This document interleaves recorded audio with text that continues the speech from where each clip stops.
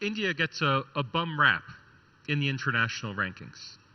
Now, I know that because they provide evidence. What is a bum rap? A bum rap is an unfair deal. Number of sedition FIRs have increased between 2010 and 2020. So I know this is very personal for you. I've read your Wikipedia page.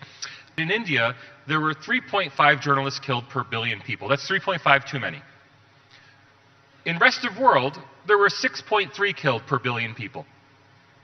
That democracy in India and journalism in India is under threat. So another one that's personal. Despite the fact, and I emphasize this again, that India is a relatively poor country, it's safer to be a journalist in India than in rest of world.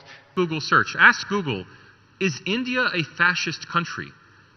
Google will tell you yes. Look at it, do it right now. You'll find the first 10 results telling you that India is a fascist country.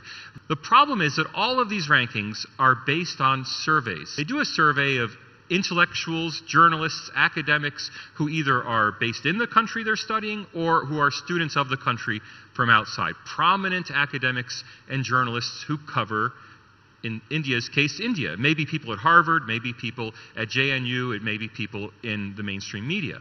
But fundamentally, these biases don't creep in because the organizations are anti-India. They creep in because, forgive me, India's intellectual class is anti-India.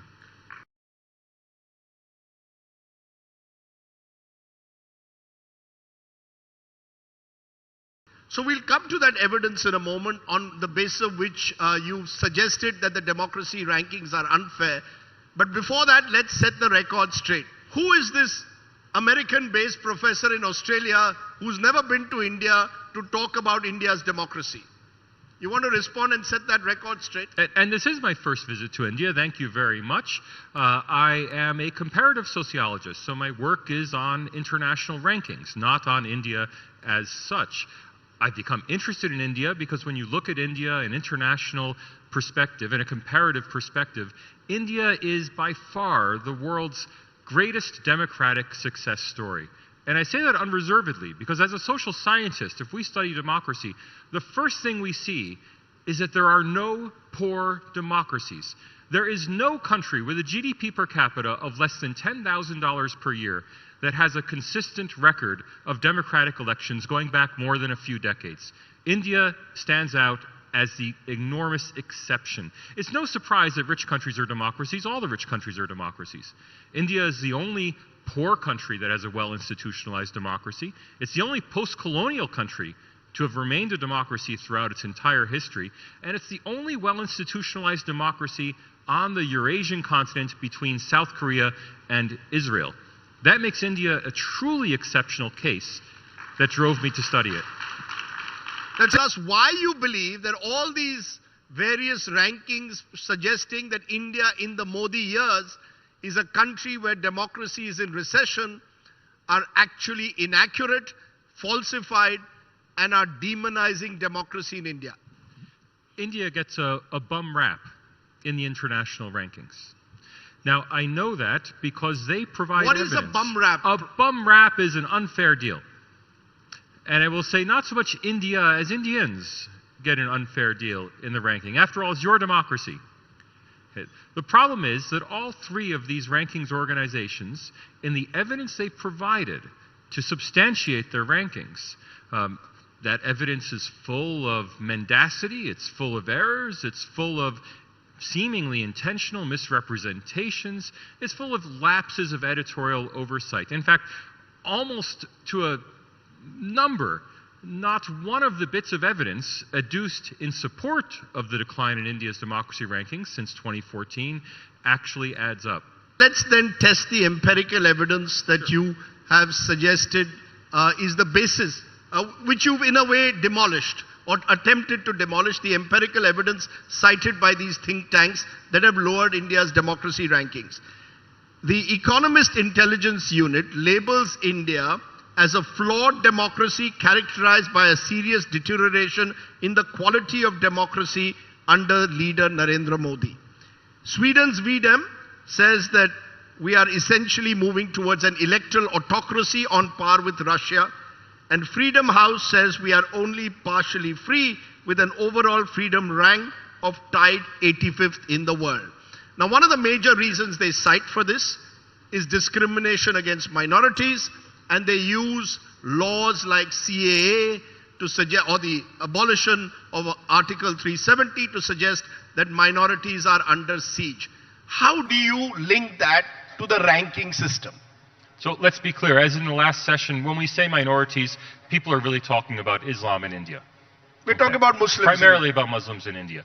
Muslims are severely underrepresented in Indian politics. They're probably severely underrepresented at this conference.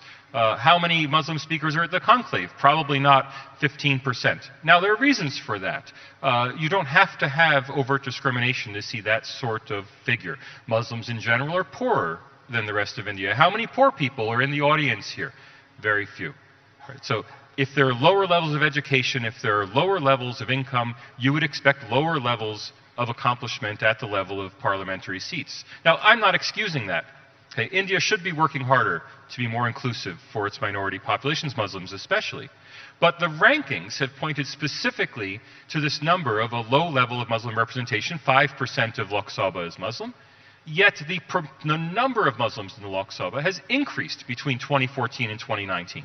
Now, we can say it hasn't increased enough. It's a marginal increase. We are basically, interestingly, in 2009, 5% of the Lok Sabha was Muslim. In 2019, it was also around 5%. Or we could say there's been a 23% increase in the number of Muslims in Lok Sabha. Number of sedition FIRs have increased between 2010 and 2020. Not necessarily 2014, but from 2010 to 2020. Right. So I know this is very personal for you. I've read your Wikipedia page. But it is. but look, unfortunately, the Supreme Court as of now has struck down sedition, as of today. But I have to go to the data, not to the personal cases. Now, when I as a statistician saw 2010 to 2020, and the text said during the decade 2010 to 2020, immediately it clicked in my head. You know, there are lies, damn lies, in statistics. 2010 to 2020 is not a decade. 2010 to 2019 is a decade, or 2011 to 2020 is a decade. Why those end dates? So I went back to the original data. It turns out if you choose either of those other definitions of a decade, the number of FIRs filed for sedition has fallen. But if you choose specifically the two endpoints, 2010 and 2020, they've risen because 2010 was a low date for sedition. 2020 was a big bump in the numbers, and so you can find a trend. Right. And they found a trend. And I think that's the problem.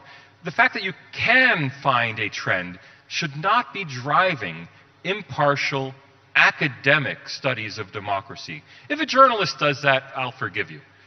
But an academic organization, an independent think tank, should not be engaging in that sort of cherry picking. So what you're saying is the data was being cherry picked.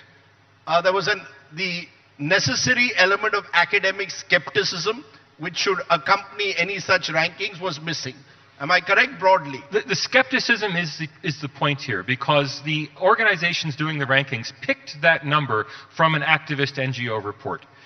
Take a look at one of those other numbers they looked at, that the maximum number of journalists were arrested in India, next only to China, in the last 1 year. Again, that was used to again suggest that democracy in India and journalism in India is under threat. So another one that's personal. Here, look, it wasn't journalists. No, I haven't gone to jail yet. I might. Well, good, because it was actually journalists killed. So we don't want that at all. We don't want anyone killed.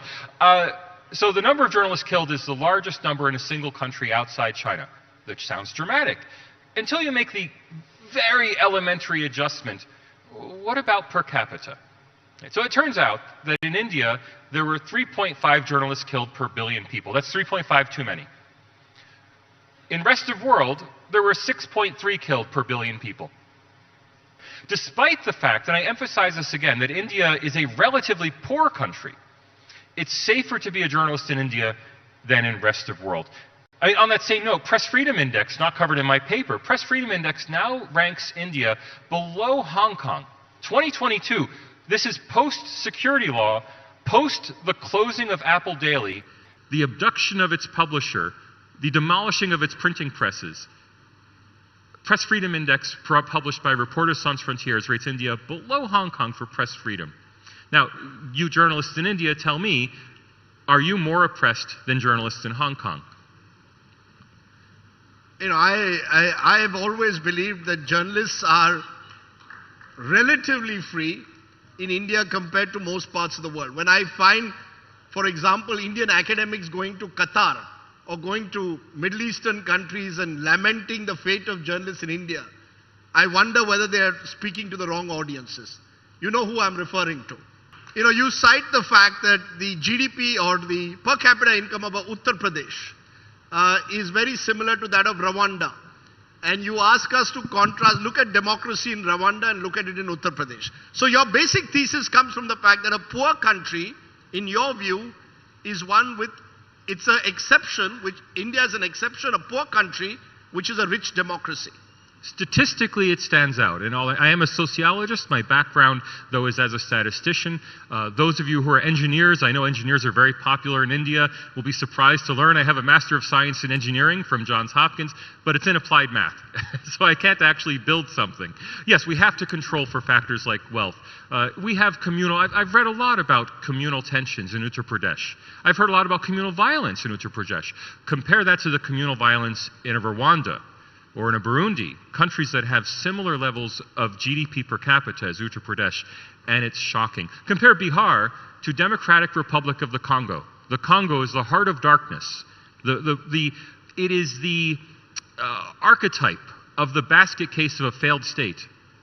Well, Bihar has problems. I've read about them. I've never been there. I'd love to learn more about it, but nothing on the scale of the problems in the Congo. And I think that's a testament to the success of India.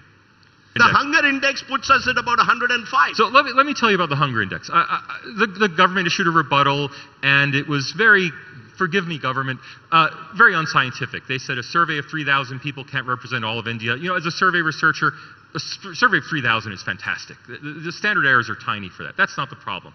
It took me about 20 minutes to find the problem. The problem was there was a comparison made between 2014 and 2021. In the global, 2014 and 2022 in the GHI. The 2014 GHI was released before the 2014 data for India came out and before the election in 2014. The government provided an estimate for the levels of wasting that was extremely low. They said there's been massive progress on wasting, it's very low. Now, I don't know if they did that as an honest mistake, or if they did that to improve their position in the rankings ahead of an election. Either way, the 2014 estimate showed India doing much better than it turned out than it actually was. In 2015, the real data came out, and in fact, wasting in India had only declined a tiny bit. Okay. So in 2014, incredible improvement, global hunger index. 2022, new data are used, and it shows, oh, India's regressed. Now I said, that's impossible. India's economy has grown 50% since 2014. It is inconceivable that hunger has increased in India since 2014. There may still be hunger. Can't have increased. I went back to the report. I found the data. I found that wrong data point. The problem with the current report was not that the current report is wrong. The current report is accurate. It uses accurate, up-to-date Government of India data. All the data come from Government of India. Okay. The problem is they never corrected that 2014 false low for hunger. And so it looked like hunger had increased. Okay. So, look, I want to be clear. I'm not faulting journalists. I'm not faulting activist NGOs for doing their job.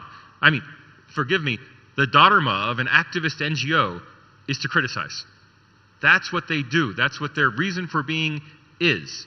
I do, and look, that article was about the accusation that India is a fascist state. And I encourage you, pick up your phone and do a quick Google search. Ask Google, is India a fascist country? Google will tell you yes. Look at it, do it right now. You'll find the first 10 results telling you that India is a fascist country. That's something that should really concern you. That is a danger for India, whatever side you are on politics, whether you think that the current government is fascist or not, you make your own judgment. But that India is now being portrayed as a fascist country in the global media, and that if if a student who knows nothing more about India, if a legislator, if a parliamentarian, if a journalist overseas who just has to do one article on India, they're not an expert on India, they have to pen off something, they have 4 hours to make 600 words on India, they Google, is India a fascist country? Google says yes. They click some links, now it's there. Now it's in the New York Times, now it's in the Washington Post.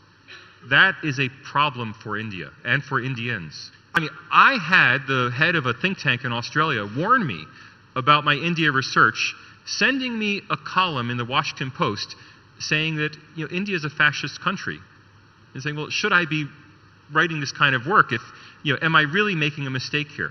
And I rolled my eyes and I said, no, that's Rana Ayub. She writes that every month in the Washington Post. You shouldn't. But he doesn't read every column she writes. For him, this was a Washington Post columnist saying it.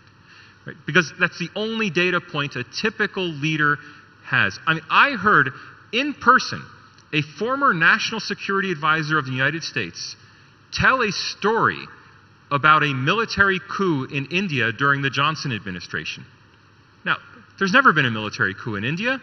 If he meant the emergency, that wasn't during the Johnson administration. Yet this profound misunderstanding reaches into the Oval Office. Most of you know more about the United States than the National Security Advisor of the United States knows about India. And that's the problem. Therefore, suggesting that these institutes, most of them based in the Western world, are in a way prejudiced because they allow their ideological biases to influence their better judgment? Are you suggesting that there is this left liberal monopoly in a way over many of these institutes that judge India through the prism of the fact that Narendra Modi, a right-wing nationalist populist leader, is leading India, and thereby tend to, at a way, look at India through the prism of Mr. Modi as the Prime Minister of India? In a word, no. In a word, no. These are not biased organizations that are out to get India. They evaluate democracy in 150 plus countries. Most of the people involved have no particular interest in India. The problem is that all of these rankings are based on surveys. So each of them has the same methodology. They do a survey of intellectuals, journalists, academics who either are based in the country they're studying or who are students of the country from outside. Prominent academics and journalists who cover, in India's case, India. Maybe people at Harvard, maybe people at JNU, it may be people in the mainstream media. They survey them and they ask them to report back on the country. It's those reports that are biased. Now, at the level of the organization, there's a lack of editorial oversight.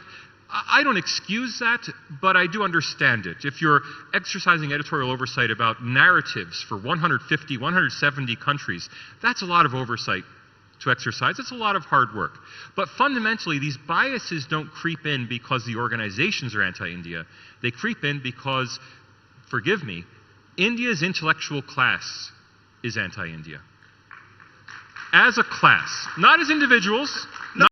So-called venerable newspapers like the Washington Post and the New York Times are part of some kind of a sinister conspiracy possibly, or pure ignorance when it comes to India? Mostly it's ignorance, but it's ignorance compounded by goodwill. Many of the worst things are done by people who mean well. So you have a young Indian journalist, new graduate, Columbia Journalism School, who's very passionate about his or her home country, wants to write articles about it, just an intern maybe at the New York Times. Well, you give that person the chance. Oh, yeah, write an article. That article gets 800,000 hits. That journalist that's a win, right? Let's get it. What you have is editors who maybe don't know very much.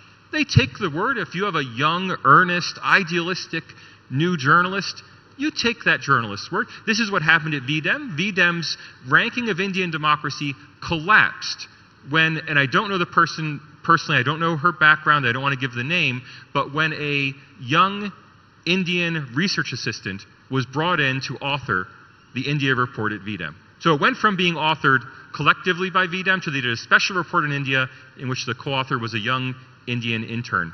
Suddenly, India's democracy rankings collapsed. I went through every bit of evidence adduced, and at every point there was cherry picking, misrepresentation, failure to exercise editorial oversight. There was hardly anything in the three reports that would stand up to scrutiny.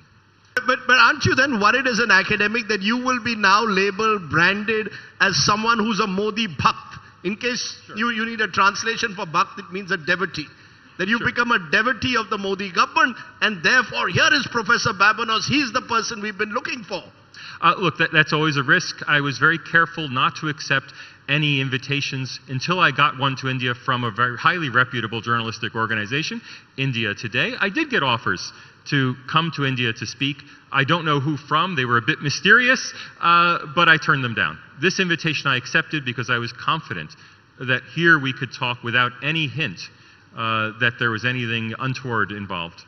Thank you for the invitation. And thank you very much for accepting it and in a way giving us your perspective. And the very fact that we have a platform like this here in India is a platform that we are unlikely to see ever in a Beijing or a Shanghai or a Hong Kong, or dare I say most of the countries, some of the countries that are actually being ranked above India on the democracy ranking at the moment. So I guess that in itself is testament to the fact that these rankings need closer interrogation. And I think that's what is the challenge of our times, that don't go by rankings purely by the headline that they offer, but you need a closer audit of just how those rankings are being made. Professor Babones, thank you very much for joining us.